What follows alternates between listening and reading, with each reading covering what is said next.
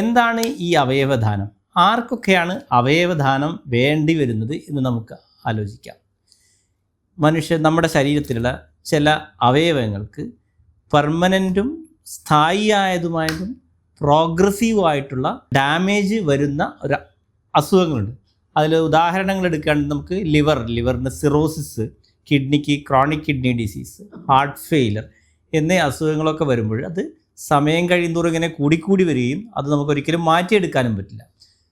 അപ്പോൾ ഇത്തരം രോഗങ്ങൾക്ക് മരുന്ന് കൊണ്ടുള്ള ചികിത്സകൾ പരാജയപ്പെടുമ്പോൾ ആണ് കൃത്രിമമായിട്ട് ആ ഓർഗൻ എടുത്തു വെച്ച് മാറ്റിക്കഴിഞ്ഞ് പുതിയൊരു ഓർഗൻ അതിൻ്റെ പ്രവർത്തനങ്ങൾക്ക് വേണ്ടിയിട്ട് ട്രാൻസ്പ്ലാന്റ് ചെയ്യേണ്ട അവസ്ഥ വരുന്നു.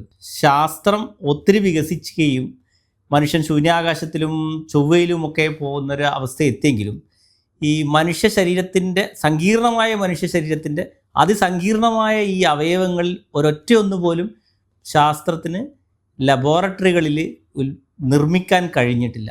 അതുകൊണ്ട് തന്നെ ഈ അവയവങ്ങൾ ഫങ്ഷൻ പരാജയപ്പെടുമ്പോൾ മറ്റൊരു മനുഷ്യനിൽ നിന്ന് കൊടുക്കുക മാത്രമേ ഇതിനുള്ള ഒരു പോംവഴിയുള്ളൂ. നമുക്ക് ഏതൊക്കെ തരത്തിലുള്ള അവയവദാനങ്ങൾ ഉണ്ട് എന്ന് നോക്കാം.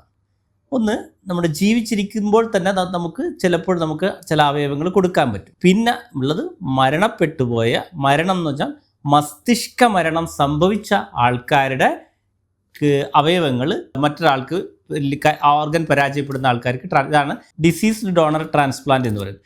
ഈ ഡിസീസ് ഡോണർ ട്രാൻസ്പ്ലാന്റിൽ നമുക്ക് മരണപ്പെട്ടു പോകുന്ന ഒരാൾക്ക് എട്ടോളം അവയവങ്ങൾ ട്രാൻസ്പ്ലാന്റ് ചെയ്യാൻ പറ്റും. ഇന്ത്യയുടെ കാര്യം എടുക്കുകയാണെങ്കിൽ ഏകദേശം 2.5-3 ലക്ഷത്തോളം ആൾക്കാർ ഈ ഓർഗൻ സ്വീകരിക്കാൻ വേണ്ടിയിട്ട് ഇങ്ങനെ വെയിറ്റിംഗ് ലിസ്റ്റിൽ ഇരിക്കുകയാണ്. അതിൽ ഏകദേശം ഒരു 10-50,000 ആൾക്കാർക്ക് മാത്രമേ ട്രാൻസ്പ്ലാന്റിൻ്റെ ഗുണം കിട്ടുന്നുള്ളൂ. അപ്പോൾ നമ്മൾ ഓരോരുത്തരും അവയവദാനത്തിന് സജ്ജമാവുകയും ബാക്കിയുള്ളവർ അതിലേക്ക് ഉത്ബോധം ഉണ്ടാക്കുകയും ചെയ്യേണ്ടത് ഈ അവയവദാന ദിനത്തിൽ നമ്മൾ ഓരോരുത്തരും പ്രതിജ്ഞ എടുക്കേണ്ടതാണ്.